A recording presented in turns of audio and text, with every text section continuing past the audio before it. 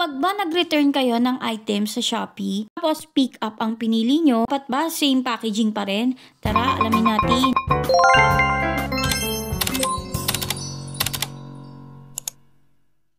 Ngayon, ituturo ko sa inyo yung proper way kapag magre-return kayo ng items dito sa Shopee. So dito, may dalawang method para makapag-return kayo. Pwedeng pick up, which is yung kayo yung pupuntahan mismo ng rider, or di naman kaya ay drop off, kung saan idadrop nyo yung mga parcel ninyo sa mga drop off point ng mga courier. What if yung nag-return ka, ang binili mo ay pick up? Dahil nga less hassle na siya at free return pa, ano nga ba ang dapat mong gawin? Pag nag-return kayo sa Shopee at ang pinili nyo ay pick up, dalawa kayong makikita. It's either XPX na courier, yung Shopee Express, or di kaya yung other courier. So yung mga JNT, Flash Express, at iba pa. Pag XPX ang courier ninyo, na kayong problemahin pa. Nga kung makikita nyo dito, yung packaging ay ipoprovide na daw ng XPX kapag pinick up nila.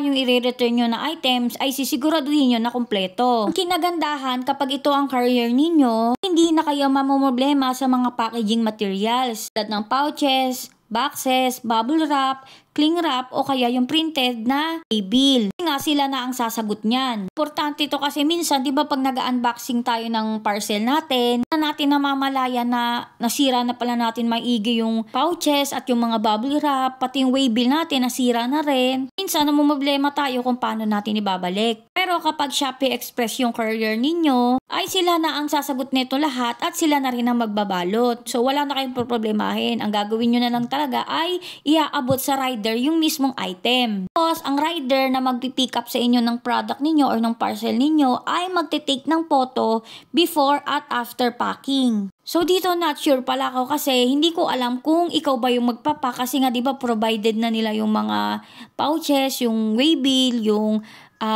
bubble wrap. Not sure ako kung ikaw ba yung magra-wrap, kung yung rider ba mismo pagka-pick up niya or sa warehouse mismo ng Shopee sila magpapack. Kung other courier naman yung gagamitin ninyo, kailangan yung i-return sa original packaging yung mga parcel ninyo. In lahat talaga, sa original state talaga, like yung sa pouches, kung naka-bubble wrap siya, tas may waybill din. At yun talaga isa sa natutunan ko, kapag magbubukas ako ng parcel, inaayos ko talaga yung pag-open niya. Hindi kagaya dati na kala mo nagbubukas talaga ako ng regalo. Ino-open ko lang siya sa may gilid, yung tipong hindi maapektuhan yung waybill niya. Tapos minimake sure ko lang talaga din muna na ayos at kompleto yung laman bago ko itapon yung pinakalalagyanan o yung packaging. Kung yung original na packaging ay nasira nyo na or natapon nyo na, hindi naman yun. Kaso nga lang talaga medyo hassle siya. So need nyo tong gawin. Unang-una, dapat kapag nag-return kayo, dapat na sa original condition siya, kasama rin yung lahat ng inclusion. Tulad ng brand packaging, yung mga free gifts, yung warranties, yung tags, yung manuals, tsaka yung accessories. Dahil kapag may kulang dyan, panigurado ay ire-reject nila yan.